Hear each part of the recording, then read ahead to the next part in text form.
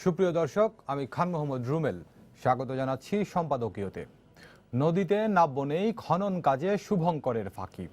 মেয়াদোত্তীর্ণ নৌযান আর অদক্ষ চালকে ঘটছে একের পর এক দুর্ঘটনা বা যাত্রী হত্যা। নৌপথের তদারক প্রতিষ্ঠানগুলোর মধ্যে নেই সমন্বয়। আর এ নিয়ে আমাদের আজকের সম্পাদকীয় দিকহীন নৌপথ।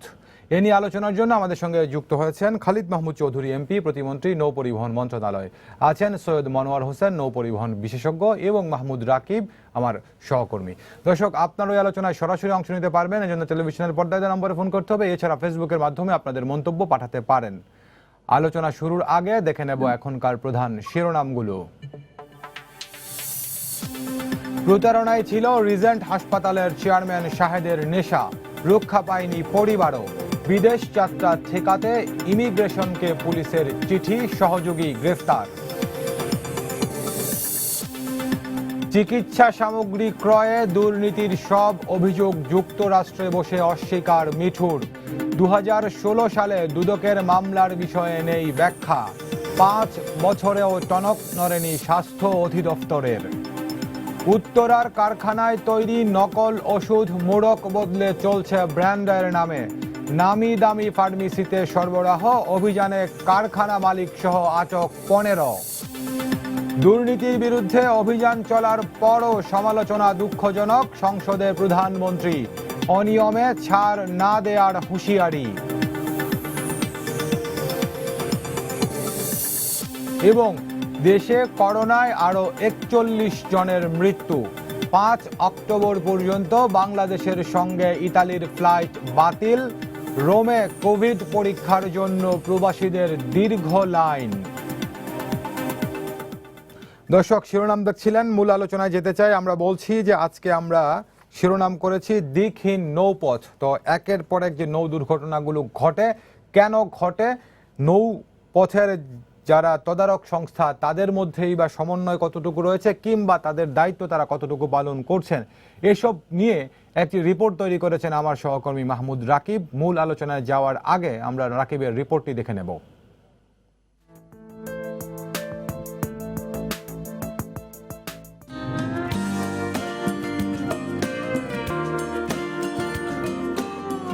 নদীপথ সবার কাছে যা সবচেয়ে আরামদায়ক ও ভরসার পথ হিসেবে পরিচিত। তবে রক্ষণাবেক্ষণের অভাব আর নানা অনিয়মের কারণে দিন দিন তা ঝুঁকিপূর্ণ হয়ে উঠেছে।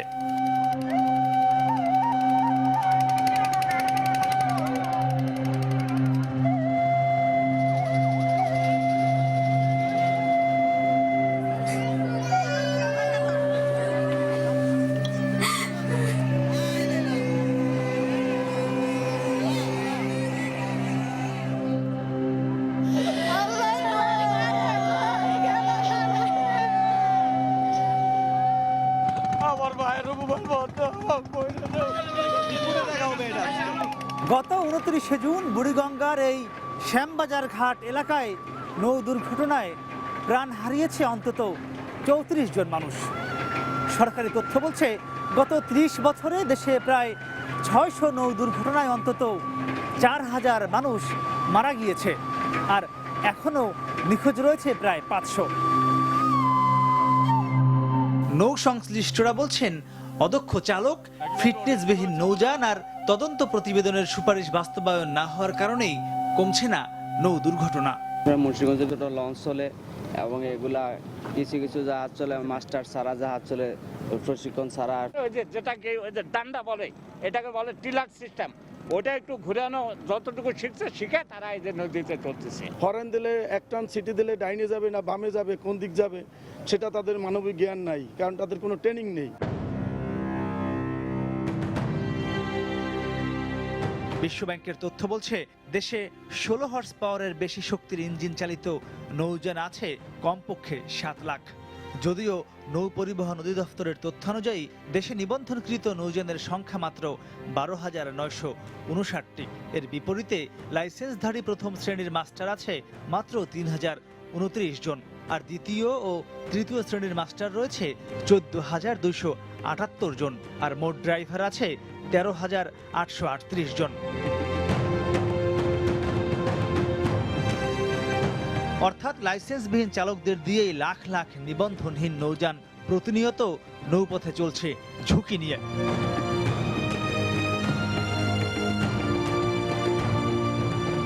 আবার একটু পেছনে ফিরে তাকানো যাক।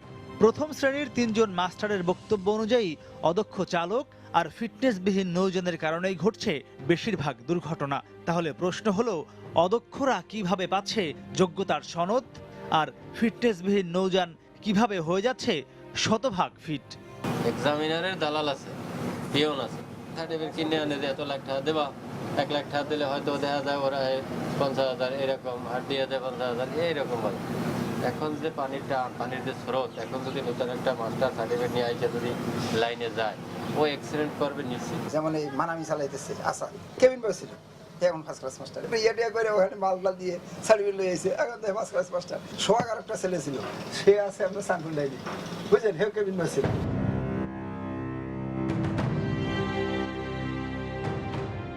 ভুক্তভোগীদের অভিযোগ, এই ভবনের সিঁড়িতে পা দিলেই নাকি প্রতি পদে পদে টাকা দিতে হয়, আর টাকা দিলেই পাওয়া যায় যে কোনো সার্টিফিকেট কিংবা যে কোনো অনুমোদন। বিষয়টি খতিয়ে দেখতে চায় সময় সংবাদ। নৌ পরিবহন অধিদপ্তরের নিয়মানুসারে একটি জাহাজ সর্বোচ্চ 30 বছর নদীতে চলতে পারবে, তবে বিশেষ বিবেচনায় তা পুনর্নির্মাণ করে আবারও 10 বছর অর্থাৎ সব মিলিয়ে 40 বছর চালানো যেতে পারে। আর কোনো জাহাজ যদি সমুদ্র পথে চলাচল করে তার সর্বোচ্চ মেয়াদ থাকবে 15 বছর। কিন্তু সম্প্রতি নৌ পরিবহন অধিদপ্তর থেকে মহাপরিচালকের সুপারিশ সহ ছাড়পত্রের জন্য দেয়া একটি লঞ্চের রেজিস্ট্রেশন সার্টিফিকেট আসে সময় সংবাদের হাতে। তাতে দেখা যায় টিপু 7 প্লাস নামে লঞ্চটির মূল নাম শুধু টিপু 7, যা নির্মাণ করা হয় 1975 সালে, অর্থাৎ 45 বছর পর জাহাজটির পুরানো নামের সঙ্গে প্লাস যুক্ত করে অনুমোদন দিতে যাচ্ছে নৌ পরিবহন অধিদপ্তর। সমুদ্র পথে চলা এমভি ফারহান 2 নামে অপর একটি লঞ্চের রেজিস্ট্রেশন সার্টিফিকেটে দেখা যায় জাহাজটির বয়স 38 বছর পেরিয়ে গেলেও তা চলাচলের অনুমোদন দিয়ে রেখেছে নৌ পরিবহন অধিদপ্তর। ইঞ্জিনিয়ার ফখরুল ইসলাম ছিল এটার চিফ ইঞ্জিনিয়ার। তখন এই নকশাটা বিআইডব্লিউটি এর থেকে চলে গেল নৌ পরিবহন অধিদপ্তরে। নকশা করার জন্য উনি মিনিমাম 20 লাখ টাকা নিত। যেমন এটা 1960 সনের জাহাজ, সেই জাহাজটাকে উনি নকশা তৈরি করে নতুন জাহাজ বানাই দিচ্ছে। ফার্স্ট ক্লাস মাস্টার 1 লাখের উপরে, সেকেন্ড ক্লাস মাস্টার ওই 80 থেকে 1 লাখ। আমি যখন নকশা অনুমোদনের জন্য ওনার কাছে যাই, চিফ ইঞ্জিনিয়ার নাজমুল সাহেবের কাছে, এক পর্যায়ে যে ওনার সাথে আমার ফাইনাল কথা হয় 20 লাখ টাকা। ওনার একমাত্র কালেক্টর আছে মাসুদ, ওনার কাছে আমি 20 লাখ টাকা দিই, তারপরে আমার জাহাজটা অনুমোদন দেয় ত্রুটি অবস্থায়। ড্রাইভার হওয়ার জন্য চেষ্টা করতেছিলাম। পরবর্তীতে আমাকে একজন সন্ধান দিল যে সাবেক চিফ ইঞ্জিনিয়ার নাজমুল সাহেবের কালেক্টরের সাথে যোগাযোগ করে, মাসুদ সাহেবের সাথে যোগাযোগ করে 2 লাখ টাকা ম্যানেজ করে তার সাথে যোগাযোগ করি, এবং পরবর্তীতে সে আমাকে সেকেন্ড ক্লাস সার্টিফিকেট দেয়। আমি এইটা নিয়ে সেকেন্ড ক্লাস ড্রাইভার হিসেবে কাজ করি। টাকার বিনিময়ে উনি লঞ্চের ফিটনেসের পজিটিভ একটা সার্টিফিকেট বাদ দিয়ে দেওয়া হতো। উনি খোঁজ নিয়ে জানা যায় অবৈধভাবে চালকদের ও ফিটনেসবিহীন নৌযানের সনদ দিয়ে শত শত কোটি টাকার মালিক হয়েছেন নৌ পরিবহন অধিদপ্তরের সাবেক চিফ ইঞ্জিনিয়ার ফখরুল ইসলাম ও নাজমুল হকের নাম।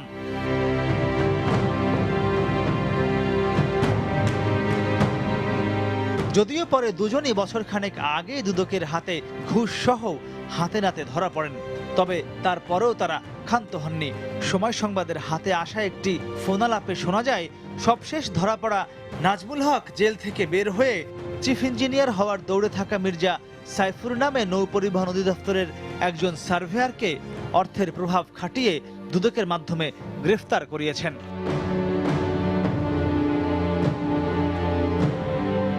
আমি স্টেপ ফরওয়ার্ড যে মির্জারে ধরানোর পিছনে আমি আছি, আমি তো স্বীকার করি প্রথম থেকে। হ্যাঁ, আমি একা না, 4 জন মিলে ধরাইছে, তার ভিতরে আমিও আছি। এটা তো সত্যি কথা, এটা তো অস্বীকার করা উচিত। যখন দেখলাম গায়ে পড়লো, আমার গায়ে পড়লো, ফখরুল সাহেবের গায়ে পড়লো, জিয়াসের গায়ে পড়লো, কি নাম মঞ্জুরের গায়ে পড়লো, তো সবাই একসাথে মিলে বললো যে ওরে ধরাই দাও, ধরাই তখন। হ্যাঁ, তা এখন যদি মনে করে যে ক্যাপ্টেন গিয়াসও যদি মনে করে যে সে বাঘের বাচ্চা, কারণ আমরা যদি আবার 3-4 জনে এক হই, ক্যাপ্টেন গিয়াসও 7 দিন পরে জেলে যাবে, যদি আমরা চাই। হ্যাঁ, কারণ ট্রাপ কেসে কাউকে ধরানো কোনো ব্যাপার না। নৌপরিবহন অধিদপ্তরে এসব অনিয়মের বিষয়ে জানতে চাইলে মহাপরিচালক অদক্ষ চালক আর ফিটনেসবিহীন নৌযানকে নিবন্ধন দেওয়ার পক্ষে নানা যুক্তি দেওয়ার চেষ্টা করেন। যেভাবে জাহাজের সংখ্যা বৃদ্ধি পায় সেভাবে কিন্তু সার্ভেয়ার অথবা ডিপার্টমেন্টের জনবল অথবা ইন্সপেক্টর যাই বলেন এর কিন্তু একই তালে বাড়তে পারে না। জাহাজ কিন্তু আপনার খুব সহজে নষ্ট হয় না এবং এই জাহাজকে আপনি সবসময় মডিফাই করতে পারেন। আমরা একটা জাহাজের যখন নকশা আমাদের কাছে জমা দেওয়া হয় এবং সেই নকশাটি কার নকশা দিয়েছে এটা তো আমি জানি না, আমার কাছে তো নতুন একটা নকশা আসছে। আপনি যেটা বললেন এটা একটাকে আমি অভিযোগ হিসাবে আমি এটাকে গ্রহণ করতে পারছি না, আমি এটাকে একটা অবজারভেশন হিসাবে হয়তো এটাকে নেওয়া যেতে পারে। এগুলো তো একটা ধারাবাহিকতা, আমি সবগুলো ধারাবাহিকতার মধ্যে তো আমার রেসপন্সিবিলিটি নাই। বা আমি কে কয় কোটি টাকা দাবি করছি এটা আপনি যেমন জানেন, এই বিষয়টা আমার জানার কোনো সুযোগ নেই, কারণ আপনি তো অনুসন্ধান রিপোর্ট করেন। প্লিজ এরকম কথা কিন্তু বলবেন না। আপনার যদি এরকম তথ্য না থাকে তাহলে আমি আপনাকে বলবো ভাই সতর্কতার সাথে কোশ্চেন করবেন।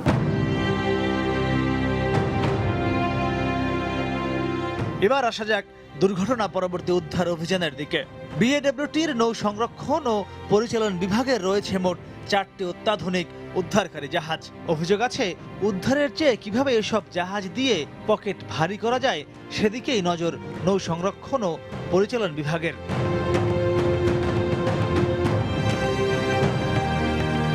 সবশেষ উচ্চতা জটিলতায় সদরঘাটে ডুবে যাওয়া মর্নিং বার্ড লঞ্চটি তুলতে কোনো কাজে আসেনি উদ্ধারকারী জাহাজ প্রত্যয়। উল্টো ক্রেনটির সরাসরি আঘাতে ক্ষতিগ্রস্ত হয় পোস্তগোলা সেতুটি। বিএডব্লিউটি এর তথ্য মতে পানি থেকে সেতুর উচ্চতা ছিল 47 ফুট আর ক্রেনটির উচ্চতা ছিল পানি থেকে 48 ফুট। তবে উদ্ধারকারী জাহাজ প্রত্যয় ক্রয়ের সঙ্গে যুক্ত থাকা সহকারী প্রকল্প পরিচালক জানান, ক্রেনটি নিয়ম মতো নিচু করে আনলে তা ওয়াটার লেভেল থেকে 40 ফুট উঁচুতে থাকার কথা। ওয়াটার লেভেল থেকে সর্বনিম্ন রাখতে হয় আমাকে 48 ফিটের মধ্যে। না না, এটা সাধারণত 40 ফুট পর্যন্ত এটার চিকিৎসা করা যায়। 40 সর্বোচ্চ উপরে তো 70 ফুট যায়। তার মানে সঠিকভাবে পরিচালনা করতে পারলে 29শে জুন পোস্তগোলা সেতুর সাথে আঘাত লাগার কথা নয় উদ্ধারকারী জাহাজ প্রত্যয়ের। জাহাজ রক্ষণাবেক্ষণের দায়িত্বপ্রাপ্ত বিভাগটি জানায়, নির্দিষ্ট কর্মকর্তা কর্মচারী ছাড়া বসে থাকলেও শুধু তেল খরচ বাবদ প্রতি মাসে 4টি জাহাজের পেছনে খরচ হয় 12 থেকে 15 লাখ টাকা। সবকিছুতে আপনাকে এই জেনারেটর চালু রাখতে হবে, আদারওয়াইজ আপনি কিছুই পাবেন না। তেল ছাড়া তো মেশিন চলবে না, ডিজেল ইঞ্জিন ডিজেল ছাড়া কিভাবে সে চলবে। কিন্তু সরজমিনে এসে দেখা যায় এখানে একটি বিশাল বিদ্যুতের বক্স থেকে অসংখ্য বিদ্যুতের তার গিয়েছে এই উদ্ধারকারী জাহাজ প্রত্যয়। তাহলে প্রশ্ন আসতেই পারে, তেল খরচের নামে প্রতি মাসে তোলা 12 থেকে 15 লাখ টাকা কোথায় যায়? এই যে জেনারেটর কত মিনিটের জন্য অন করেন আনুমানিক? এটা চালায় আগে 10 মিনিট 20 মিনিট আধা ঘন্টা, আবার গোসলের সময় পানি খাওয়ার পানি তোলা লাগে। জেনারেটর ওনারা ব্যবহার করে না, ওনারা শুধু এই উপরের লাইনটা ভিতরে ব্যবহার করে, কারেন্টের লাইন।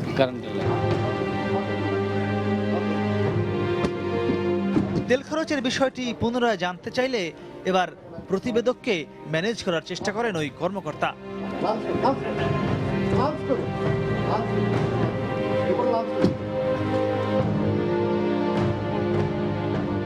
বাংলাদেশের সবচেয়ে প্রাচীনতম, ঐতিহ্যবাহী, আরামদায়ক, সাশ্রয়ী ও পরিবেশ বান্ধব পথ হিসেবে পরিচিত বিশাল এই নৌ সেক্টরের এটি একটি খণ্ডচিত্র মাত্র, যেখানে হাজার হাজার মানুষের ছুটে চলা স্বপ্ন প্রতিনিয়ত এসব নৌ দুর্ঘটনায় নিমিষেই শেষ হয়ে যাচ্ছে। তবে অকালে চলে যাওয়ার জন্য শুধুমাত্র যে এই নৌ দুর্ঘটনায় দায়ী তা কিন্তু নয়। সংশ্লিষ্টরা মনে করছেন কর্তৃপক্ষের দীর্ঘদিনের অব্যবস্থাপনা ও অনিয়মের কারণেই চরম খেসারত দিতে হচ্ছে নৌপথের এসব যাত্রীদের। দেখছিলাম আমার সহকর্মী মাহমুদ রাকিবের তৈরি করা রিপোর্ট নিয়ে আমরা মন্ত্রী মহোদয় আমাদের সঙ্গে আছেন, একজন নৌ পরিবহন বিশেষজ্ঞ আছেন, তাদের সঙ্গে আলোচনা করব। তার আগে রিপোর্টটি করতে গিয়ে আমাদের রিপোর্টারের সরেজমিন কিছু অভিজ্ঞতা একটু জেনে আসতে চাই। রাকিব, আপনার রিপোর্টটি দীর্ঘ একটি রিপোর্ট দেখলাম আমরা, রিপোর্টের শেষাংশে দেখলাম কেউ আপনাকে একজন টাকা দেওয়ার চেষ্টা করছে। আসলে টাকা দেওয়ার চেষ্টা কেন করছিল বা বিষয়টি আসলে কি? আমরা কি ধরে নেব আপনার রিপোর্টে যেটি বলছেন যে এই অধিদপ্তরে টাকা উড়ে, তাহলে কি এটিরই একটি প্রতিফলন না কি বিষয়টি একটু বলবেন আমাদেরকে? জি রোহিত ভাই, আপনাকে ধন্যবাদ। আমি যেটি বলছিলাম যে যখন এই বিষয়টি নিয়ে নানান জনের সাথে কথা বলছিলাম, তখন বিএডব্লিউটি এর একজন কর্মচারী তিনি আমাকে একটি কথা বলেছেন যে বিএডব্লিউটি ভবনের 8তলায় হলো সেখানকার নৌ পরিবহন অধিদপ্তর, এবং সেখানে আরেকটি বিষয় রয়েছে যে নৌ সংরক্ষণ ও পরিচালন বিভাগ, যেটি বিএডব্লিউটি এর অধীনে উদ্ধারকারী জাহাজগুলো দেখভাল করে। তো উনি বলছিলেন যে এই তলায় সিঁড়িতে পা দিলেই টাকা দিতে হয়। বিষয়টি এমন, সেটি হলো যে এমন যে ওখানে কোনো সনদ যদি আপনি নিতে চান বা উদ্ধারকারী জাহাজের কোনো বিষয়, সবকিছুরই বলা ছিল টাকার বিনিময়ে আসলে টাকা ছাড়া কোনো কাজ হয় না। তো সেটি কেন? এই যে উদ্ধারকারী জাহাজ দেখভাল করার দায়িত্ব নৌ পরিচালন ও সংরক্ষণ বিভাগের। আমি যদি সর্বশেষ ঘটনাটি দিয়েই আসি, এই যে মর্নিং বার্ড 2 যেটি আমরা দেখাচ্ছিলাম, সেটি কিন্তু তারা শেষ পর্যন্ত পুরোপুরি ডুবে যাওয়া থেকে তুলে আনেননি। বলেছেন উদ্ধার করেছেন এবং সেটি ভাসিয়েছেন, কিন্তু সেটি কিন্তু এখনো পর্যন্ত নদী থেকে কুলিয়ে নিয়ে যাওয়া হয়নি। আমি আজও সেখানে গিয়েছি, সেটি কিন্তু পানির নিচেই রয়েছে। সেখানে একটি বয়া দিয়ে সেটিকে একটি চিহ্ন দিয়ে রাখা হয়েছে। এর বাইরে আমি যদি বলি, কমপক্ষে বাংলাদেশে এখন 100-এরও বেশি লঞ্চ রয়েছে কিংবা বলগেট রয়েছে, যেগুলোকে বাল্কহেড বলা হয়। এগুলো কিন্তু এই উদ্ধারকারী জাহাজ দিয়ে বিভিন্ন সময় উদ্ধার করা যায়, সেগুলো কিন্তু উদ্ধার করা হয়নি। একইভাবে আপনি জানেন যে এই যুগে এসেও এই যে 4টি জাহাজই রয়েছে, এগুলো কিন্তু নিজে চলার সক্ষমতা তাদের নেই, এবং তারা কিন্তু নিজে এক জায়গা থেকে যখন যদি একটি জাহাজ ঘুরাতে হয়, যেটিকে বলা হয় রিভলভিং, এই জাহাজগুলো কিন্তু সেই সক্ষমতাও নেই। আপনি যখন ডান দিকে বা বাম দিকে ঘুরতে হবে, জাহাজটি পুরো বডি কিন্তু ঘুরতে হবে। সেটা কিন্তু রুস্তম, হামজা, নির্ভীক, প্রত্যয়। এছাড়াও কিন্তু আমরা যে বিষয়টি দেখেছি যে এই জাহাজগুলোর প্রতিটি জাহাজেই 23 থেকে 32 জন কর্মচারী রয়েছেন, যাদেরকে রাষ্ট্রীয় কোষাগার থেকে স্বাভাবিক রক্ষণাবেক্ষণের জন্য নানান খরচ হয়। কিন্তু এছাড়াও কিন্তু আমরা যেটি দেখেছি, তারা দাবি করেছিলেন যে এখানে 24 ঘন্টায় জেনারেটর চালিয়ে রাখতে হয়, কিন্তু আমরা কিন্তু সরেজমিনে গিয়ে দেখেছি যে বিষয়টি তেমন নয়। যারা সেখানে কর্মকর্তা রয়েছেন কিংবা স্থানীয় রয়েছেন, তারা বলছেন যে হয়তো দৈনিক 5 মিনিট 10 মিনিট জেনারেটর চালানো হয়, কিন্তু বিল কিন্তু করা হচ্ছে 24 ঘন্টার। বিল করা হচ্ছে 24 ঘন্টার। মাহমুদ রাকিব আমাদের সঙ্গে থাকবেন, আপনাকে ধন্যবাদ। আবারও আসবো। আমি যুক্ত হতে চাই মাননীয় প্রতিমন্ত্রী নৌ পরিবহন মন্ত্রণালয় খালিদ মাহমুদ চৌধুরী এমপির সঙ্গে। মাননীয় মন্ত্রী, আপনি আমাদের রিপোর্টটি দেখেছেন আমি আশা করি। তো আমাদের রিপোর্টার কিছু বিষয় এখানে তুলে এনেছেন, কয়েকটি বিষয় দৃষ্টি আকর্ষণ করতে চাই। এই যে উদ্ধারকারী জাহাজের কথা তিনি বলছেন, যে জেনারেটর থাকার কথা, প্রতি মাসে কত লাখ টাকার তেলের বিল তোলা হয়, কিন্তু আসলে বৈদ্যুতিক সংযোগ দেয়া আছে। বৈদ্যুতিক সংযোগের মাধ্যমে তারা সেখানে নোঙর করা থাকা অবস্থায় আনুষঙ্গিক কাজকর্ম সারেন, কিন্তু তেলের বিল কিন্তু খরচ হয়েই যাচ্ছে। একজন চিফ ইঞ্জিনিয়ার সাবেক, যিনি দুদকের হাতে গ্রেফতার হয়েছেন বছরখানেক আগে, তিনি তার একজন সহকর্মী পিও ওই অধিদপ্তরের কথা বলছেন যে আরেকজন ইঞ্জিনিয়ারকে তিনি কিভাবে ধরিয়ে দিয়েছেন। অর্থাৎ কেউ চাইলে ধরিয়ে দেওয়া যায়, যিনি ধরা পড়েছেন তিনি যেরকম দুর্নীতির দায়ে অভিযুক্ত, আবার আরেকজনকে যাকে ধরিয়ে দিয়েছেন তিনিও দুর্নীতির দায়ে অভিযুক্ত। তো সবকিছু মিলে পুরো প্রক্রিয়াটি কি একটু জটিল লাগে কিনা মাননীয় মন্ত্রী? না, আপনি যদি রিপোর্টটা দেখেন তাহলে অবশ্যই জটিল। জি, রিপোর্টটা আরো ভালো হইতো যদি এখানে বিদ্যুৎ বিভাগ থেকে যে লাইনটা দেখানো হইলো, বিদ্যুৎ বিভাগের যদি কর্তৃপক্ষের যদি কারো যদি একটি এখানে মতামত বা সাক্ষাৎকার বা বিদ্যুৎ বিভাগের এই বিলটা আসতেছে কিনা চোরাই লাইন, এটা কিন্তু এই জায়গাটায় রিপোর্টে আসেনি। কাজে এই রিপোর্টটা এই ক্ষেত্রে এই জায়গাটা একটু পরিষ্কার না। আমরা যদি দেখতাম যে বিদ্যুৎ বিলটা এখানে নেওয়া হচ্ছে বা তাহলে আবার পাশাপাশি তেলের বিলও নেওয়া হচ্ছে, তাহলে 2 রকম, তাহলে ব্যাপারটা একটা ব্যাপার ছিল। কিন্তু এখানে শুধু বিদ্যুতের তার দেখানো হলো, কিন্তু বিদ্যুতের বিল দেওয়া হচ্ছে নাকি এটা চোরাই তার, এটা কিন্তু রিপোর্টের মধ্যে আসেনি। কাজে রিপোর্টটা এই জায়গাটা পরিষ্কার নয়। কিন্তু মাননীয় মন্ত্রী, তেলের বিল যে দেওয়া হচ্ছে এটি তো সত্যি। আরেকটু বলি না, তেলের বিল দেওয়া হচ্ছে, এখন আপনি তার দেখাচ্ছেন, আমি এই জায়গায় বলছি, আমি তারটা দেখালেন যে এই তারটা দিয়ে এটাকে মানে বিদ্যুৎ ব্যবহার করা হচ্ছে, আবার পাশাপাশি তেলের বিলও নেওয়া হচ্ছে, কিন্তু তারটা গিয়ে ওখানে আসলেই সেই তেল যে ব্যবহারটা হচ্ছে সেটার বিপরীতে তার সেই বিদ্যুৎ ব্যবহার হচ্ছে কিনা সেটা কিন্তু ঠিক রিপোর্টটার মধ্যে পরিষ্কার ভাবে আসেনি, আমি যতটুকু বুঝলাম রিপোর্টটা দেখে। আমার ভুল হতে পারে। আর আরেকটা জিনিস হচ্ছে যে আপনি ইতিমধ্যে উল্লেখ করেছেন যে এটা দুদকের মাধ্যমে তারা গ্রেপ্তার হয়েছে। তা দুদকের উপরে আমরা কম বেশি আস্থাশীল। নিশ্চয়ই যে রিপোর্টটা এখানে তৈরি হয়ে আসছে, দুদক নিশ্চয়ই আজকের এই রিপোর্টটা দুদকের কর্তৃপক্ষ যারা আছে তাদের কাছেও যাবে। এখন যদি তারা লাইভ দেখে, হয়তো দেখছে, অথবা না হলেও পরবর্তীতে রিপোর্টটা নিশ্চয়ই যেহেতু একটা রিপোর্ট হয়ে গেল, কাজে কাজে তারাও সেটা দেখবে। নিশ্চয়ই এটা দুদকের দায়িত্ব। দুদক হচ্ছে আবার আরেকটা দুর্নীতির খপ্পরে পড়ছে নাকি দুদক সঠিক রাস্তায় চলছে, এটা আমি চাইবো যে দুদক সঠিক রাস্তায় চলুক এবং দুদক সঠিক জিনিসটি অনুসন্ধান করে একদম দায়ী ব্যক্তিদেরকে এখানে শাস্তি দিক। কারণ আমরা সরকারের বিভিন্ন অর্গান আছে, দেশের বিভিন্ন অর্গান আছে, আমরা বিভিন্ন জায়গায় কাজ করছি, আমরা একটা আমব্রেলার মধ্যে আসতে চাই। হ্যাঁ, কাজে দুদকের জায়গায় কাজ করতেছে। আমার এই জায়গাটায় যদি কোনো ধরনের অনিয়ম হয় সেটা দেখার জন্য নিশ্চয়ই কর্তৃপক্ষ আছে, আমাদের এত গোয়েন্দা সংস্থা আছে, আমাদের দুর্নীতি দমন কমিশন আছে, এবং সবচেয়ে বড় কথা সমাজে যে দর্পণ গণমাধ্যম আছে, গণমাধ্যম তার দায়িত্ব পালন করলো এখানে, যে এত বড় একটা রিপোর্ট নিয়ে আসে। কাজে এখন বাকি দায়িত্বটা হচ্ছে যেহেতু দুদক এটা মামলা ইতিমধ্যে নিয়ে নিয়েছে, এখন কিন্তু এই দায়িত্বটা আর আমার কাছে রইলো না, এটা দুদকের কাছে রয়ে গেল।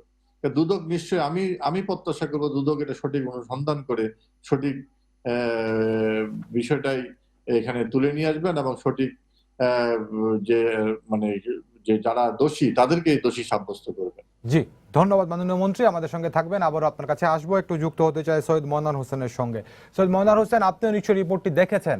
রিপোর্টের শুরুতে আমাদের রিপোর্টার দেখিয়েছেন যে তিনি কয়েকজন প্রথম শ্রেণীর চালকের সঙ্গে কথা বলছেন, তাদের অভিজ্ঞতা থেকে তারা বলছেন যে অদক্ষ চালক এবং ফিটনেসবিহীন নৌযানের কারণেই বেশিরভাগ দুর্ঘটনা ঘটে। এটি হচ্ছে প্রথম শ্রেণীর যারা চালক তাদের বক্তব্য।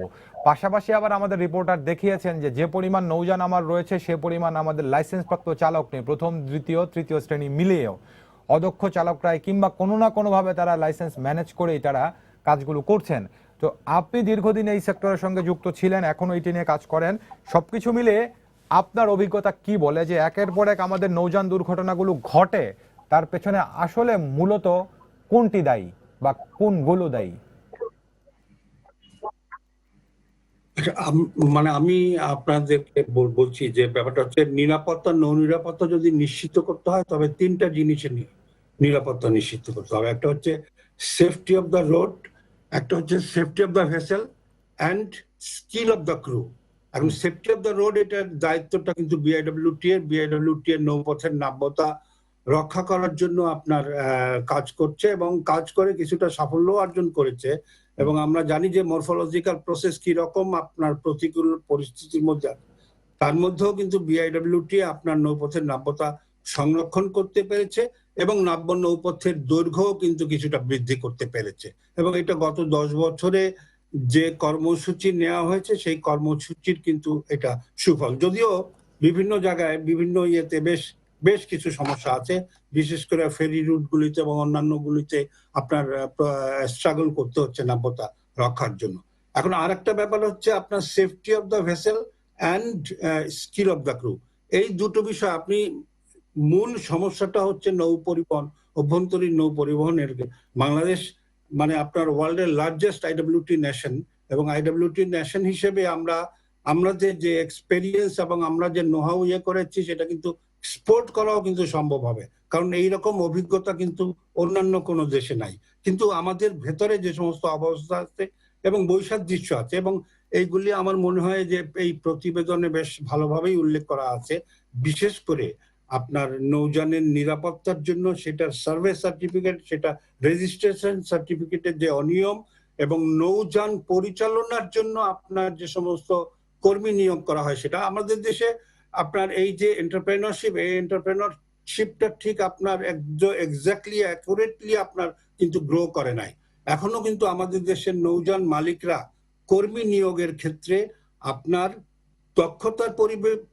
দক্ষতার বদলে বিশ্বস্ততা, অর্থাৎ যেহেতু এইটা একটা অ্যাসেট এবং এই অ্যাসেটটা তার কাছ থেকে দূরে যাবে, সুতরাং ওই তার গ্রামের লোক, তার গরিব আত্মীয় স্বজন তাদেরকে নিয়োগ করা হয়, কিন্তু নিয়োগ দেয় কিন্তু ওই যে সমস্ত ডিপিটিসি থেকে পাশ করা যে সমস্ত লোকজন আছে তাদেরকে দেয় না। ডিপিটিসি যারা পাশ করে, যে দক্ষ নৌকর্মী আছে যারা 1 বছরের ট্রেনিং, তারা কিন্তু চাকরি পাচ্ছে না এখন পর্যন্ত। প্রচুর পরিমাণ কর্মী আছে যাদেরকে চাকরি দেওয়া হচ্ছে না। এখন আপনি দেখেন এই যে আপনার মাহমুদ রাকিবের রিপোর্টে একটা খুব চমৎকার ভাবে এসছে যে এই যে আপনার যে কম্পিটেন্সি সার্টিফিকেট দেওয়া হয় আপনার মাস্টার এবং ড্রাইভারদের, এই কম্পিটেন্সি সার্টিফিকেটটার মধ্যে একটা এমন অনিয়ম, যে অনিয়মের কারণে আপনার দুর্নীতি সৃষ্টি হয় এবং যে দুর্নীতি একটা কর্মকর্তাদের মধ্যে একটা প্রতিদ্বন্দ্বিতার সৃষ্টি করে এবং সেই প্রতিদ্বন্দ্বিতার মধ্য থেকে কিন্তু আপনার ওই গ্রেপ্তার অথবা অন্যান্য আরেকজনকে আটকে দেওয়া এই সমস্ত ঘটনাগুলি। এখন এই ঘটনা কেন ডিপার্টমেন্ট অফ শিপিং এর কাছে এই দায়িত্বটা থাকবে কেন? আপনার সরকার একটা ডিইপিটিসি করেছে, একটা ট্রেনিং ইনস্টিটিউট করেছে, সেই ট্রেনিং ইনস্টিটিউট পরে বরিশাল এবং মাদারীপুরে আরো দুটো ট্রেনিং ইনস্টিটিউট করেছে। এখন আমি ঢাকা ইউনিভার্সিটিতে পড়াশোনা করি, আমাকে সার্টিফিকেট দিবে অন্য একটা, এই তো ব্যাপার না। যখন আপনি ইনস্টিটিউশনালাইজ করেছেন ট্রেনিংটা, সেই ইনস্টিটিউশন আপনার ট্রেনিং এর সার্টিফিকেট, কম্পিটেন্সি সার্টিফিকেট তার ট্রেনিং হিসেবে দেওয়া উচিত এবং সেটা কিন্তু আপনার বিশ্ব ব্যাংকেরও সুপারিশ আছে, কিন্তু সেইটা কিন্তু কোনো ক্রমেই সম্ভব হয় না। এবং আপনি দেখেন যে জাহাজের সার্ভে সার্টিফিকেট, রেজিস্ট্রেশন সার্টিফিকেট, এইগুলি দেওয়ার মধ্যে আপনার টোটাল ব্যাপারটা একটা বিরাট রকমের একটা ইয়েটা কাজ করছে। এবং আমি আপনাদেরকে বলছি যে গণতান্ত্রিক দেশে ডিপার্টমেন্ট অফ শিপিং কিন্তু ইনল্যান্ড শিপিং নিয়ে ডিল করে না। যেখানে যে আমাদের এই জিনিসটা ডিপার্টমেন্ট অফ শিপিং এর আছে আমাদের দেশে ঐতিহাসিক ভাবে তখনই গিয়েছে যখন আমাদের এই দেশে রেজিমেন্টেড রুল ছিল, যখন সামরিক শাসন ছিল, সেই সামরিক শাসনের মধ্যে দিয়ে আমাদের পার্শ্ববর্তী দেশ কিন্তু ডিপার্টমেন্ট অফ শিপিং এর সঙ্গে ইনল্যান্ড নেভিগেশনের কোনো সম্পর্ক নাই। সুতরাং ইনল্যান্ড নেভিগেশনের এবং এই যে আপনার অর্থাৎ বিআইডব্লিউটিএ আপনার ইনফ্রাস্ট্রাকচার ডেভেলপ করতেছে, নৌপথ তৈরি করতেছে এবং আপনার ল্যান্ডিং স্টেশন, টার্মিনাল, বন্দর এগুলি তৈরি করছে। আর আপনার কিন্তু নৌপথে যারা চলবে এবং নৌপথে যারা তাদেরকে দেওয়া হয়েছে ডিপার্টমেন্ট অফ শিপিং এর দায়িত্ব, ট্রাফিকের নিয়ন্ত্রণ দেওয়া হয়েছে পুলিশ। এই যে বিভিন্ন ধরনের একটা দ্বৈততা, এই দ্বৈততার ফলের মধ্য থেকে কিন্তু অব্যবস্থা আছে। আমাদের মন্ত্রী মহোদয়কে আমি দেখেছি অত্যন্ত আপনার সক্রিয় এবং অত্যন্ত মানে আন্তরিকতা নিয়ে কাজ করেন। আমি আশা করি যে উনি এইগুলি দেখবেন এবং দেখে এগুলিকে এক জায়গায় এনে আপনার যে অন্যান্য জায়গা থেকে শিক্ষা গ্রহণ করে এক জায়গায় যদি আনেন, তাহলে এই সমস্ত দুর্নীতির ব্যাপার আছে, অব্যবস্থা ব্যাপার আছে, সমন্বয়হীনতার ব্যাপার আছে, সেইগুলি আমার মনে হয় এটা দূর করা সম্ভব হবে। জি, ধন্যবাদ সৈয়দ মনোয়ার হোসেন, আমাদের সঙ্গে থাকবেন। একটু আমি রাকিবের সঙ্গে যুক্ত হতে চাই। রাকিব, আপনার রিপোর্টটিতে আপনি যে ইলেকট্রিক্যাল বক্স দেখিয়েছেন, বলছেন যে সেখান থেকে ইলেকট্রিসিটির কানেকশন নেওয়া হয়েছে সেই উদ্ধারকারী জাহাজে। তো প্রশ্নটি হচ্ছে সেই কানেকশনটি কি বৈধ নাকি অবৈধ, সেটি আপনি পরিষ্কার করতে পারেননি। এ ব্যাপারে কি আপনার কাছে তথ্য রয়েছে? এমনও তো হতে পারে যে কানেকশনটি বৈধ এবং নিয়মিত সেটির বিল দেওয়া হয়, ইলেকট্রিক্যাল বিল। হ্যাঁ, এটি কানেকশনটি বৈধ কিংবা অবৈধ এটি কিন্তু প্রশ্ন নয়। এখানে প্রশ্নটি ছিল যে যারা এই যে দায়িত্বপ্রাপ্ত সিএনবি, নৌ পরিচালনা এবং সংরক্ষণ বিভাগ, তারা 24 ঘন্টা জেনারেটর চলে বলে বিল নিচ্ছে। কিন্তু এখানে আমি বলছি, আপনাকে জানিয়ে রাখি যে বিএডব্লিউটি এর নারায়ণগঞ্জ যে বন্দর রয়েছে সেখানকার বিএডব্লিউটি এর প্রকৌশল বিভাগ এই লাইনটির বিল দিয়ে থাকে। তাহলে একই জায়গার আপনি 24 ঘন্টার তেলের বিল নিচ্ছেন, আবার ইলেকট্রিসিটির বিল দিচ্ছেন, তাহলে কি সেখানে প্রতিদিন কি 48 ঘন্টায় সময় যাচ্ছে সেই জাহাজটির ক্ষেত্রে? এটি আমার একটি প্রথম কথা। জি রাকিব, এটি বোঝা গেছে। রাকিব, আরেকটি বিষয় জানতে চাই, আপনি কয়েকজন লঞ্চ মালিকের সাক্ষাৎকার নিয়েছেন, তারা বলছেন যে ত্রুটিপূর্ণ নকশার লঞ্চ তাদেরটা অনুমোদন দেয়া হয়েছে। তো আমার প্রশ্নটি হচ্ছে, এখানে যারা সংশ্লিষ্ট দপ্তরের কর্মকর্তা আছেন তারা না হয় ত্রুটিপূর্ণ লঞ্চের নকশার অনুমোদন দিচ্ছেন, কিন্তু লঞ্চ মালিকরা নিজেরা কেন ত্রুটিপূর্ণ নকশা অনুমোদন করিয়ে নেওয়ার জন্য অবৈধ অর্থের লেনদেন করছেন? লঞ্চ মালিকরাও তো তাহলে এখানে একই দোষে দুষ্ট কিনা? অবশ্যই লঞ্চ মালিকরা একই দোষে দুষ্ট। তারা মুনাফার লোভে, শুধুমাত্র মুনাফার লোভেই তারা এই কাজটি করছেন। এখন যেখানে আইন রয়েছে 40 বছর পরে এই লঞ্চটি ফেলে দিতে হবে, তখন কিন্তু তারা সেটি না ফেলে দিয়ে চিন্তা করছে এটি ফেলে দিলে তার কয়েক কোটি টাকা আবার নতুন করে ইনভেস্ট করতে হবে। তখন সেটিকে নতুন করে একটি নকশা করে সেটির উপরে আবার পুনরায় আরেকটি লঞ্চ তৈরি করছে। হয়তো আগে ছিল 2 তলা, সেটি নতুন করে নকশা করে 4 তলা করছে। আমরা কিন্তু সেটি দেখিয়েছি। এবং সেখানে কিন্তু এখানে অবশ্যই মালিকরা তারা ঘুষ দিচ্ছেন, তারাও দুর্নীতি করছেন, কারণ ঘুষ গ্রহণ করা এবং দেয়া দুটি সমান অপরাধ। জি রাকিব, এই জায়গাতে তো তাহলে যদি কেউ প্রশ্ন তোলেন যে সরকারি কর্মকর্তা যারা দুর্নীতি করছেন, যদি আমি এই আপনার নৌ পরিবহন মন্ত্রণালয় বা অধিদপ্তরের কথাই বলি, আপনি একজন চিফ ইঞ্জিনিয়ারের কথা দেখিয়েছেন রিপোর্টে, যিনি দুর্নীতির অভিযোগে গ্রেফতার হয়েছেন, আরো কয়েকজনের কথা বলেছেন। তাহলে সরকারি যারা, তারা তো গ্রেফতার হচ্ছেন বা তাদের বিচারের মুখোমুখি করা হচ্ছে, তো এই যে লঞ্চ মালিকরা যারা ঘুষ দিচ্ছেন তাদেরা তো ধরাছোঁয়ার বাড়ি থেকে যাচ্ছে, তাদের ক্ষেত্রে কি কোনো ব্যবস্থা নেওয়া হচ্ছে?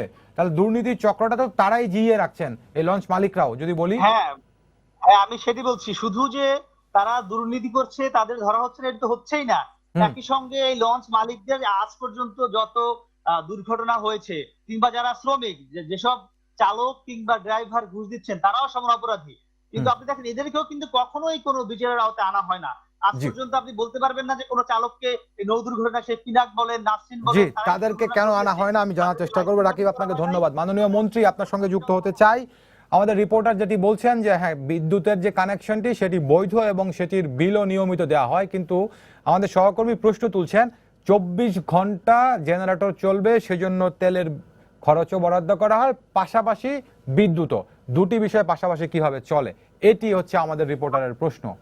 মাননীয় মন্ত্রী, এখানে আমি আমি আমি রিপোর্টারের বিরোধিতা করতেছি না, আমি রিপোর্টটা আরো সুন্দর হতো যেহেতু আমাদের তেল খরচের বিষয়টা তিনি তুলে নিয়ে এসছেন এবং তিনি সেই ব্যাপারে রিপোর্টটা সেখানে বিদ্যুৎটা যে তারটা দেখিয়েছেন তিনি, কিন্তু বিদ্যুতের বিল সংক্রান্ত কোনো রিপোর্টিং তিনি করতে পারেন। তিনি বলেছেন যে এখানে বিদ্যুতের তার ব্যবহার হচ্ছে, বিদ্যুতের তার গেছে, কিন্তু বিদ্যুৎ বিল যে দেওয়া হচ্ছে সেই সংক্রান্ত কোনো বৈধ তিনি এভিডেন্স এখানে তিনি দিতে পারেননি।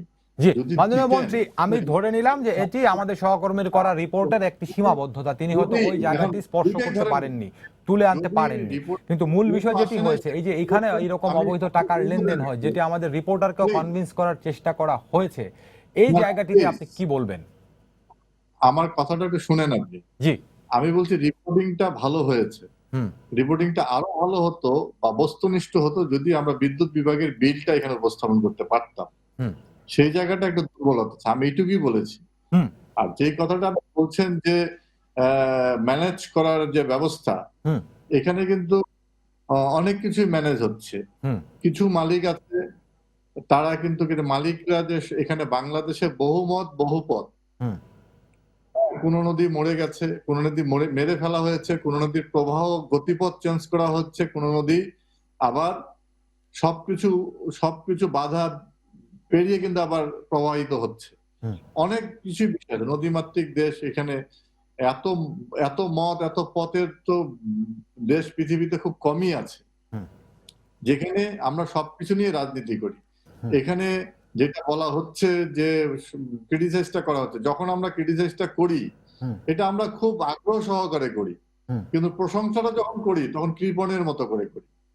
হ্যাঁ, এখানে কাজেই সরকারের যেসব ভুল ভ্রান্তি আছে এগুলো বলা দরকার। এই ভুল ভ্রান্তি গুলো থেকে আমরা আজকের যে প্রোগ্রামটা হচ্ছে, যে রিপোর্টিংটা হচ্ছে, এখান থেকে নিশ্চয়ই আমরা একটা লিসেন নিচ্ছি।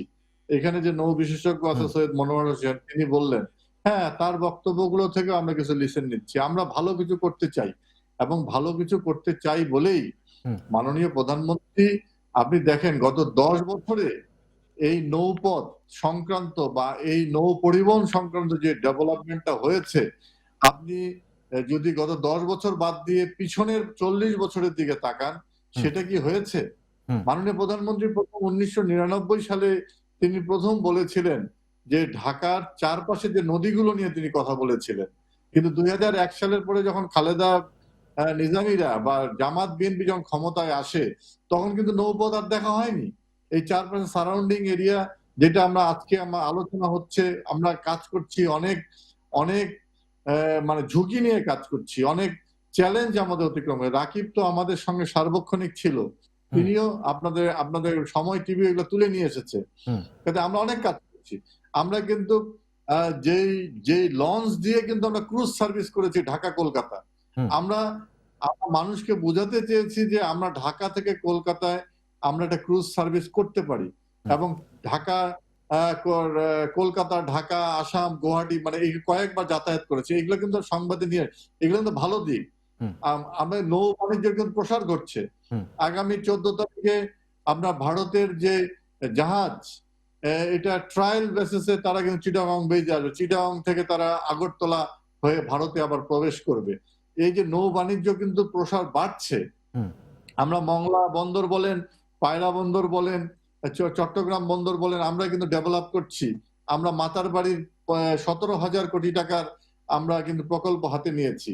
আমরা কিন্তু এই যে আপনি যেটা বলছেন দিক বিদিক যে কথাটা বলছেন, এই দিক বিদিক থেকে আমরা সঠিক দিকে আনার জন্য 10,000 কিলোমিটার নৌপথ তৈরি করার জন্য আমরা প্রকল্প গ্রহণ করা হচ্ছে।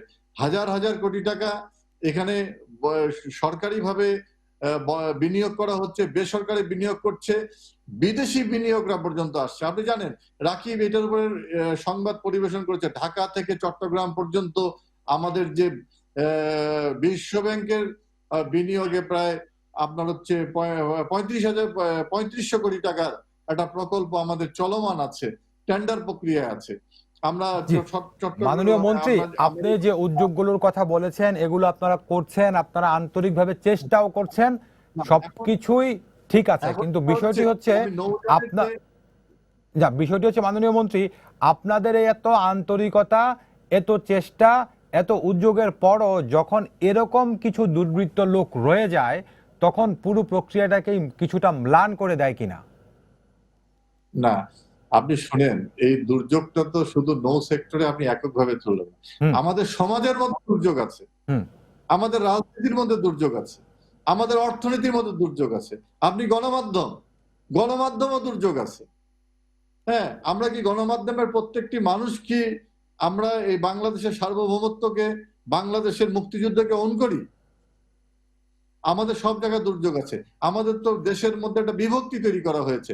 বঙ্গবন্ধুকে 75-এ 15 আগস্টে হত্যা করার পরে অর্থনীতি বলেন, রাজনীতি বলেন, সমাজ বলেন, এই গণমাধ্যমকে ব্যবহার করা হয়েছে। প্যান কার্ডে রাষ্ট্রপতির সন্তানকে পড়িয়ে দেওয়া হয়েছে, গেঞ্জি কেটে আপনার রাষ্ট্রপতির সন্তানকে পড়িয়ে দেওয়া হয়েছে, সেটা গণমাধ্যমে পরিবেশন করে বাংলাদেশের মানুষের ইমোশনকে ব্ল্যাকমেলিং করা হয়েছে। তো এগুলো তো হয়েছে, সমাজকে বিকৃত। আমরা যে শিক্ষা নিয়ে বড় হয়েছি সেই শিক্ষা কি প্রকৃত শিক্ষা?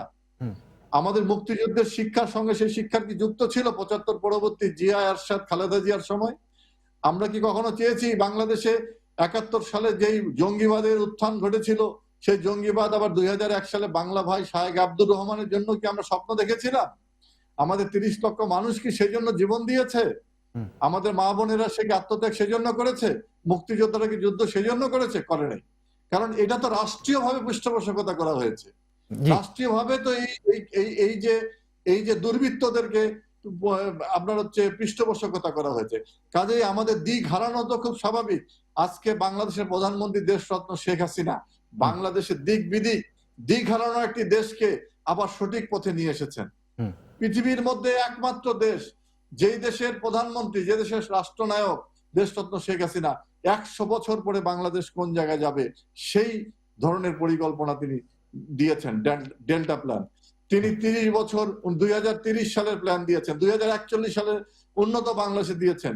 এইরকম একটা মহামারীর মধ্যেও আজকে যেই সাহসিকতার সঙ্গে তিনি সংসদ অধিবেশন, অনেক দেশেই আজকে দেখেন, আমরা এই সময় টিভি সম্পাদকীয় আচ্ছা ভার্চুয়াল ইয়েতে আমরা যুক্ত হয়েছি অনলাইনে, আমরা সাহস পাচ্ছি না এক জায়গায় বসার, কিন্তু মাননীয় প্রধানমন্ত্রী সেই সাহসিকতার সঙ্গে তিনি সংসদ অধিবেশন করেছেন, বাজেট দিয়েছেন, বাজেটের উপর সাধারণ আলোচনা হয়েছে, আইন পাস হয়েছে। অনেক সংসদ সদস্য মাননীয় প্রধানমন্ত্রীকে বলেছেন যে আপনি অনলাইনে সংসদের সঙ্গে যুক্ত থাকেন। তিনি বলেছেন যে না, জন্ম যখন নিয়েছি মৃত্যুবরণ করতে হবে, আমরা যতক্ষণ আমার জীবনে প্রাণ আছে এই বাংলাদেশের মানুষের জন্য আমি কাজ করে যাব। এই যে মাননীয় মন্ত্রী, আপনাকে ধন্যবাদ, আমাদের সঙ্গে থাকবেন। আমি আপনার সঙ্গে যুক্ত হব, একটু আমি সৈয়দ মনোয়ার হোসেনের সঙ্গে যুক্ত হতে চাই। সৈয়দ মনোয়ার হোসেন, আমি অন্য একটি প্রসঙ্গে আপনার সঙ্গে একটু জানতে চাই, সেটি হচ্ছে যে আমার রিপোর্টার যেটি দেখিয়েছেন রিপোর্টে, এই যে কিছু লঞ্চ মালিক যারা টেলিভিশনে গণমাধ্যমে সাক্ষাৎকার দিচ্ছেন যে ত্রুটিপূর্ণ নকশার অনুমোদন করিয়ে নেওয়া যায় টাকার বিনিময়ে, তার মানে বিষয়টা দাঁড়াচ্ছে যারা বলছেন গণমাধ্যমে করিয়ে নেওয়া যায় তারাই কিন্তু করাচ্ছেন।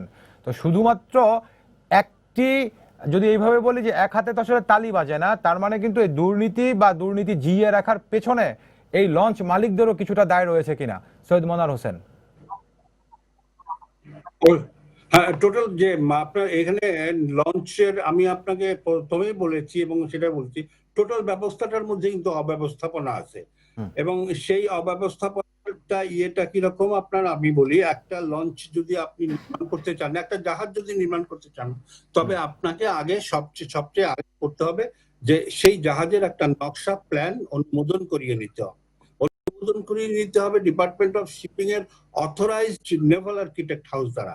কিন্তু আপনি ইন্টারেস্টিংলি এটা হচ্ছে কি, বাংলাদেশে এটার একটা র্যাকেট আছে, এবং সেই র্যাকেটটা হচ্ছে আপনি জাহাজ নির্মাণ করছেন, জাহাজ নির্মাণ হয়ে গেছে, জাহাজ জলে নেমে আসছে, তারপর প্ল্যান অ্যাপ্রুভ হয়, তারপরে কনস্ট্রাকশন সুপারভিশন হয়, তারপরে সেটা সার্ভে সার্টিফিকেট হয়, তারপরে সেটা রেজিস্ট্রেশন সার্টিফিকেট হয়, সমস্ত কিছুই হয়ে যায়। এবং এটা উইদিন এ মান্থ এই সমস্ত ডকুমেন্টেশন গুলি কিন্তু আপনারই হয়। তো ব্যবস্থাটা কিন্তু এরকম, উনি যেটা বলেছেন সঠিক বলেছেন, এবং এইটাই কিন্তু সাধারণ অবস্থা। অর্থাৎ জাহাজের সার্ভে সার্টিফিকেট, জাহাজের রেজিস্ট্রেশন সার্টিফিকেট কিন্তু গত 30 বছর যাবৎ এইভাবেই চলে আসছে, এবং ডিপার্টমেন্ট অফ শিপিং আপনার সার্ভেয়ারের সংখ্যাটা বৃদ্ধি করে না কেন? কারণ সার্ভেয়ারের সংখ্যাটা আপনার যদি দেখেন, এখনো সাম্প্রতিককালে সার্ভেয়ারের সংখ্যা বৃদ্ধি করা হয়েছে, কিন্তু আগে আপনার 5 জন সার্ভেয়ারের আওতায় কিন্তু আপনার 10,000-12,000 নৌযান ছিল, এবং 10,000-12,000 নৌযানের সার্ভে সার্টিফিকেট এই 5 জন সার্ভেয়ারই দিয়ে যেতেন। সুতরাং আপনি বুঝবেন যে একদিনে একজন সার্ভেয়ারকে কয়টা জাহাজ সার্ভে করতে হচ্ছে। জাস্ট টেবিলে বসে কিন্তু এই সার্ভেটা করছে। আমরা কিন্তু বারবার বলে আসছি, আমি একটা দুর্ঘটনার তদন্ত কমিটিতেও ছিলাম, আপনার যে দুর্ঘটনাটা সবচেয়ে বেশি আপনার নাসরিন, প্রায় 700 মানুষ নিহত হয়েছিলেন, সেখানে আমরা বলেছিলাম এই সার্ভেটাকে ইনস্টিটিউশনালাইজ করার জন্য। একটা নৌযানের বিভিন্ন ধরনের ডিসিপ্লিন আছে, আপনার বিভিন্ন ধরনের টেকনিক্যাল ডিসিপ্লিন আছে, সেখানে একটা নেভাল আর্কিটেক্ট দরকার, একটা মেরিন ইঞ্জিনিয়ার দরকার, একটা মাস্টার মেরিনার দরকার। এই 3 জনের সমন্বয় যদি একটা জাহাজের সার্ভে হয়, তাহলে একটা কমপ্লিট এবং কোয়ালিটি সার্ভে হতে পারে, কিন্তু সেটা কোনো সময় হবে না। এবং ওই প্রস্তাব আপনার কোনো সময়। জি ধন্যবাদ। আমি একটু মন্ত্রীর সঙ্গে যুক্ত হতে চাই। মাননীয় মন্ত্রী সৈয়দ মনোয়ার হোসেন বলছেন যে সার্ভেয়ারের সংখ্যা কেন বাড়ানো হয় না, তাহলে তো ফিটনেসের বিষয়গুলো আরো ভালোভাবে তদারক করা যেত। মাননীয় মন্ত্রী। না, উনি যথার্থই বলেছেন, এটা সত্য কথা। আমি যখন এখানে দায়িত্ব গ্রহণ করি, আমি দেখেছি এই বিষয়টি যে আমাদের সার্ভেয়ারের সংখ্যা কম, এবং আমরা হচ্ছে নৌ অধিদপ্তরকে বলেছি যে আপনারা নতুন অর্গানোগ্রাম করেন, কারণ এই সেক্টরের কিন্তু সব থেকে বেশি দায়িত্ব হচ্ছে নৌ অধিদপ্তরের। সেটা কোস্টাল, আমাদের দেশে উনি যেটা বলেছেন যে শিপিং কখনো হচ্ছে ইনল্যান্ডটা দেখে না, শুধু কোস্টাল যেটা আছে সেটা দেখে। সেটাতে কিন্তু আমাদের দেশে যেহেতু এই যে বিষয়গুলো, এই যে ফিটনেস বলেন বা এই যে আপনার দক্ষ চালক, এগুলো হচ্ছে আপনার হচ্ছে যেহেতু নিজি শিপিং আপনার নৌ অধিদপ্তর থেকে দেখা হয়। আমরা তাদের সঙ্গে কথা বলছি, ইতিমধ্যেই তারা একটা নতুন অর্গানোগ্রাম তৈরি করেছে, সেখানে এই জনবল বৃদ্ধি করার জন্য আমাদের করা, যেহেতু আমাদের আগামী দিনে যে মাননীয় প্রধানমন্ত্রী যে ডেল্টা প্ল্যান দিয়েছেন, সেখানে কিন্তু অন্যতম একটি স্টেক হোল্ডার হচ্ছে নৌ পরিবহন মন্ত্রণালয়। কাজে আমাদের এখানে জনবল আমাদের বাড়াতে হবে। শুধু তাই নয়, আমরা যে বিভিন্ন ধরনের ড্রেজার, আমরা 10 ড্রেজার, 20 ড্রেজার, 35 ড্রেজার, আমরা যে ড্রেজার গুলো সংগ্রহ করছি, সেখানেও কিন্তু জনবল বাড়ানোর জন্য আমরা ইতিমধ্যে। মাননীয় মন্ত্রী ধন্যবাদ। আমি আপনার সঙ্গে আবারও যুক্ত হওয়ার চেষ্টা করবো। আমার সহকর্মী রাকিব মনে হয় কিছু বলতে চাচ্ছেন। যে রাকিব বলুন। সৈয়দ মনোয়ার হোসেন যেটা বলেছেন যে আমরা ট্রেনিং আপনার মাধ্যমে মাননীয় মন্ত্রী কিন্তু জানতে চাই যে এই যে দুর্ঘটনাগুলো হচ্ছে, এগুলোর তদন্ত প্রতিবেদনের পরে সুপারিশগুলো কেন বাস্তবায়ন হয় না, এবং সদরঘাটে যে এলোমেলো খেয়াঘাট গুলো আজকে দীর্ঘ দিন ধরে চলছে, গত বছর মাননীয় মন্ত্রী তিনি উদ্যোগ নিয়েছিলেন এগুলো বন্ধ করার জন্য, সেটি কেন এখনো বন্ধ হচ্ছে না? আমি এটি জি ধন্যবাদ। মাননীয় মন্ত্রী, আপনি নিশ্চয়ই শুনেছেন আমাদের সহকর্মীর প্রশ্নটি। ধন্যবাদ রাকিব। সেটা হচ্ছে যে আপনি আমাদের সঙ্গে ছিলেন যখন আমরা গত বছরের যে দুর্ঘটনাটা ঘটেছে, যে পিছন দিকে লঞ্চে উঠতে গিয়ে যে ডিঙ্গি নৌকা ব্যবহার করে যে দুর্ঘটনা ঘটেছিল, একটা সলিল সমাধি হয়েছিল, তারপরে কিন্তু আমরা এই বিষয়ে পদক্ষেপ নিয়েছিলাম এবং সেই সময় আপনি ছিলেন। আমরা কিন্তু সেই সময় যে নদীর অপর পারের যে মাননীয় সংসদ সদস্য নসরুল হামিদ, তিনি মাননীয় বিদ্যুৎ প্রতিমন্ত্রী, তিনিও আমাদের সঙ্গে ছিলেন এবং আমরা সেখানে গিয়েছিলাম। সেখানে ব্যবসায়ীদের সঙ্গে কথা বলেছি, যারা এই খেয়া নৌকা চালায় তাদের সঙ্গে কথা বলেছি, এবং আমরা কিন্তু বিকল্প ওয়াইজ ঘাটের এখানে একটি আমরা পথ তৈরি করেছি এবং সেখানে পল্টন বসানো হচ্ছে, রাস্তা তৈরি করা হচ্ছে। এখন দেখেন এই যে আপনার শত শত খেয়া নৌকা যারা চালায় তাদের কর্মসংস্থানের বিষয়টা আমাদের চিন্তা করতে হবে। তাদের এটাও কিন্তু আমি চিন্তা, এখন আমরা তাদের বিষয়টা চিন্তা করছি, একটা ফরম্যাটের মধ্যে এনেছি। আমরা মালিকদের সঙ্গে কথা বলছি, শ্রমিকদের সঙ্গে কথা বলছি, তাদের সঙ্গে কথা বলছি, ব্যবসায়ীদের সঙ্গে কথা বলছি। হয়তো কিছুদিনের মধ্যেই আমরা দেখতে পাবো যে আমাদের এই যে খেয়াঘাট গুলো আমরা যদি এটা সফল হতে পারি, তাহলে খেয়াঘাটটা এক সাইডে চলে আসবে ওয়াইজ ঘাটের এখানে, যেদিকে লঞ্চ চলাচল করে না। তাহলে আমাদের এই যে খেয়াঘাটের কারণে যে বিশৃঙ্খলা দেখা দিচ্ছে, এটা তো একদিনের বিষয় না, শত শত বছরের বিষয়। কাজে শত শতরের বিষয়টা আমরা ওভারনাইট আমরা ওভারকাম করা সম্ভব নয়। আমরা চেষ্টা করতেছি, কারণ এই চেষ্টাগুলোর সাক্ষী কিন্তু আপনি নিজেও। কাজে আমরা চেষ্টা করতেছি এবং নিশ্চিতভাবে আমরা যেহেতু দৃঢ় প্রতিজ্ঞ, আমরা অনেক জায়গায় শক্ত হচ্ছি। যেমন আপনি জানেন যে এখানে ডকইয়ার্ড গুলো আছে, প্রায় অনুমোদিত এবং অনুমোদিত প্রায় 50টি ডকইয়ার্ড আছে। তাদের সামনে কথা বলেছি, আমরা তাদেরকে বলেছি যে ডকইয়ার্ড আমাদের এখান থেকে স্থানান্তর হবেই, এটা সরকার, আমরা দৃঢ় প্রতিজ্ঞ। আপনারা একটা প্রস্তাবনা দেন যে আপনার ডকইয়ার্ড গুলো সরানোর ক্ষেত্রে আপনারা কি ধরনের সরকারের সহযোগিতা চান। তারা এখন পর্যন্ত দেয়নি। আমরা বলি স্বল্প পরিসরে আপনাদের সঙ্গে বসবো এবং আমরা ডকইয়ার্ড গুলো কোন জায়গায় কিভাবে স্থানান্তর করতে গেলে আমরা কি ব্যবস্থা নিতে হবে আমরা কথা বলেছি, এবং ডকইয়ার্ড গুলো সরাতে হবে, কারণ এগুলোর কারণে অনেক সময় আমাদের এখানে বার্থিং হচ্ছে এবং আমাদের নৌপথটা শুরু হয়ে যাচ্ছে। মাননীয় মন্ত্রী, এটি একটি প্রসঙ্গ। আরেকটি প্রসঙ্গ ছোট্ট করে আপনার কাছে আমি জানতে চাই, এই বিষয়টি আপনারা কিভাবে মোকাবেলা করবেন আমি জানি না। আসলে এই যে অতিরিক্ত যাত্রী চাপ, বারবার আপনারা ঘোষণা দেন যে অতিরিক্ত যাত্রী হয়ে লঞ্চে যাত্রী হবেন না, লঞ্চে উঠবেন না, ঝুঁকিপূর্ণভাবে উঠবেন না। তারপরে ঈদ পার্বণ কিংবা যে কোনো ছুটি আসলেই কিন্তু দেখি যে এরকম হিড়িক পড়ে যায়, আসলে কোনো শৃঙ্খলাই ধরে রাখা যায় না। এই জায়গাটাতে আরো একটু কি গুরুত্ব দেওয়া যায়, আপনারা এই ব্যাপারে কিছু ভাবছেন কিনা মাননীয় মন্ত্রী?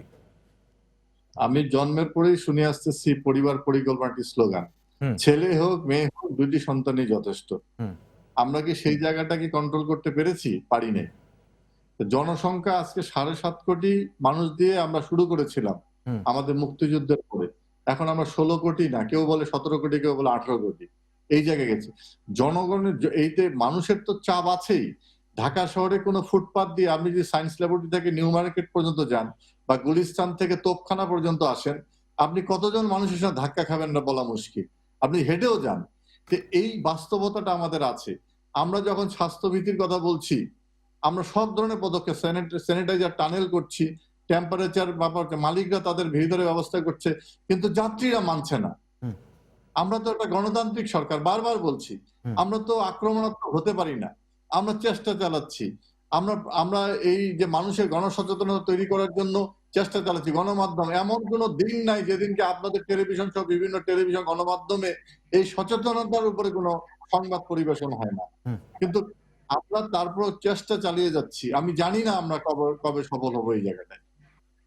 জি মাননীয় মন্ত্রী, আপনাকে ধন্যবাদ। আমি একটু সৈয়দ মনোয়ার হোসেনের কাছে শেষ কথা জানতে চাই যে আমরা আসলে কিছু প্রশ্ন তুলেছিলাম, আমরা আশা করি যে প্রশ্নগুলো আমরা তুলেছি সেগুলো মিথ্যে হবে। সবার সম্মিলিত প্রচেষ্টায় আমাদের নৌপথ সঠিকভাবেই পরিচালিত হবে। সৈয়দ মনোয়ার হোসেন, শেষ কথা যদি কিছু বলেন।